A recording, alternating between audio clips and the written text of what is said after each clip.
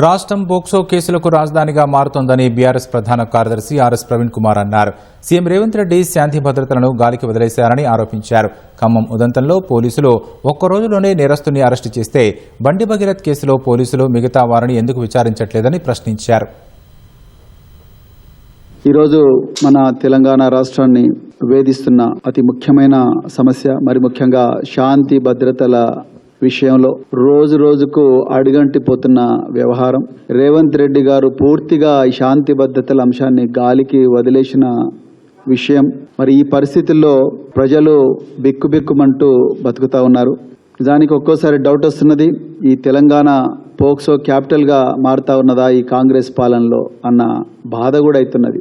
పేట్ Basheerabad police స్టేషన్లో ఒక మహిళ తన కూతురికి గత సంవత్సరం నుండి మల్టిపుల్ టైమ్స్ అత్యాచారం జరిగింది. ఫామ్ హౌస్ల్లో కానీ, బేస్మెంట్లలో కానీ, సర్వీస్ అపార్ట్మెంట్లో కానీ, ఇవన్నీ కూడా కేంద్ర హోంశాఖ సహాయ మంత్రి స్వయాన ఆయన కొడుకే చేసిండు అని చెప్పి ఆమె కంప్లైంట్లో రాసింది. మరి ఇంతవరకు A1 చుట్టే తిరుగుతూ ఉన్నది. మరి A2, A3 ఏమైనరు? A3 సంగప్పను పట్టుకోవాలి కదా. 164 స్టేట్మెంట్ హానరబుల్ మెజిస్ట్రేట్ ముందర ఆ అమ్మాయి చాలా క్లియర్ గా చెప్పింది, మమ్ములను సంగప్ప కేంద్ర హోంశాఖ సహాయ మంత్రి శ్రీ బండి సంజయ్ గారింటికి తీసుకొని పోయిండు అని చెప్పి ఆ అమ్మాయి చెప్పింది, వాళ్ళ తల్లి కూడా చెప్పింది.